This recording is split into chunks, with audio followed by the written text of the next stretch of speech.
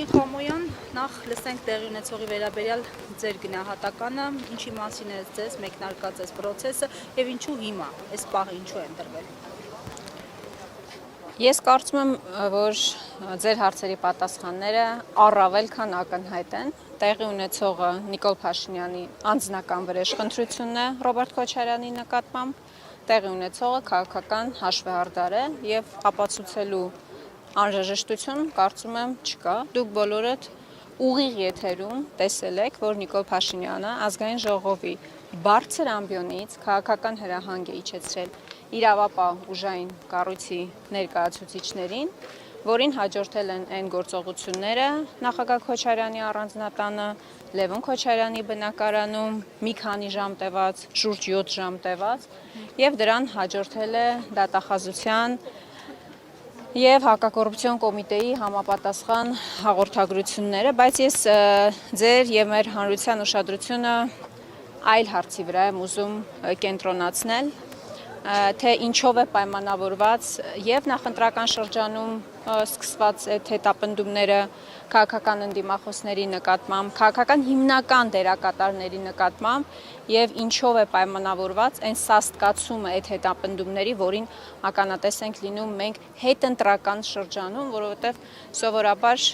նախընտրական շրջանում են ավելի այսպես իշխանությունները չարաշահում իրենց դիրքն ու լիազորությունները եւ քաղաքական հետապնդումներ իրականացնում ընդդիմախոսների նկատմամբ շատ պարզ մի պատճառով առաջիկայում Նիկոլ Փաշինյանը զիջումներ է իրականացնելու, ցավոտ զիջումներ է իրականացնելու եւ դրա համար նրան անհրաժեշտ է ընդդիմադիր բոլոր կամ ընդդիմադիր հիմնական խաղացողներին քաղաքականապես ոչնչացնելը իր պատկերացմամբ ժողովրդին ավելի հեշտ մատուցելու համար այն զիջումները, որոնք ինքը պատրաստվում է իրականացնել եւ պետք է ասեմ, որ որոնց մասին ինքը բաց տեքստով խոսում է։ Դուք 1 ամիս առաջ կարող եք գտնել մի հայտարարություն կամ նախընտրական շրջանում կարող եք գտնել հայտարարություն, երբ որ Նիկոլ Փաշինյանը պնդում էր, որ Տիգրան քյարքի է իրականում, երբ որ Նիկոլ Փաշինյանը ասում էր, որ Տիգրան անկլավ է։ Նույնը սահմանադրության հեսա ավարտեմ, նույնը սահմանադրության փոփոխությանն է վերաբերում եւ այսօր նաեւ ազգային ժողովում եմ ասել, ակնհայտ է նաեւ որ այս process-ների միջոցով փորձում են այսպես դատաիրավական բարեփոխումների սոուսով մատուցել սահմանադրության հնարավոր փոփոխությունը, բայց իրականում դա ակնհայտորեն Իլհամ Ալիևի պահանջն է եւ ինքը պատրաստվում է հերթական պահանջը բավարարել։ Տիկին Խոմոյան, դուք թե ազգային ժողովում, թե դրանից դուրս բավականին սուր քննադատում եք, ընդդիմությունը առհասարակ սուր քննադատում է, բայց ըստ ձեզ ի վիճակի է ընդդիմությունն այսօր դիմակայել այս ձեր մատնանշած դրվագներին, չհանձնվել, թույլ չտալ սահմանադրության փոփոխություն, թույլ չտալ, որ Տիգրան քյարքի դառնա, արձանագրումից անդին ինչ է անելու ընդդիմությունը խորհրդարանում։ Նախ ես ուզում եմ ասել, որ ընդդիմության պայքարի արդյունքն է, որ Նիկոլ Փաշինյանը 1 ամսում կամ 1 տարում չի իրականացրել այն բոլոր զիջումները, որոնք ինքը որ պատկերացրել է եւ Իլհամ Ալիևի պահանջով ցանկությամբ պետք է որ կատարեր, չզիջելու մասով ես կարծում եմ նաեւ նախագահ Ռոբերտ Քոչարյանը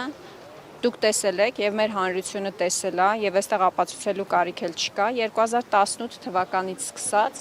ապացուցել է, որ պայքարելու է, որ չի նահանջելու եւ իր դիրքերը չի լքելու։ Սա կարծում եմ որևէ մեկի մոտ կասկածի տեղիք տալ չի կարող, որովհետեւ 18 թվականին չնայած բազմաթիվ մեսիջներին, բազմաթիվ ակնարկներին, որ կարող է չվերադառնալ, իրեն չեն կալանավորելու, ինքը միևնույն է վտանգ է զգացել հայրենիքի հանդեպ պարտքը իրեն թույլ չի տվել չվերադառնալ։ Ինքը վերադարձել է, պայքարել է եւ այս տարիների ընթացքում մի քանի անգամ կալանավորվել է, բայց միևնույնն է չի նահանջել։ Ես մեր մասով կարող եմ ասել, այս գործողությունները գիտեք նաեւ ուղղված են ընդդիմադիր падգամավորների դեմ, առաջիկա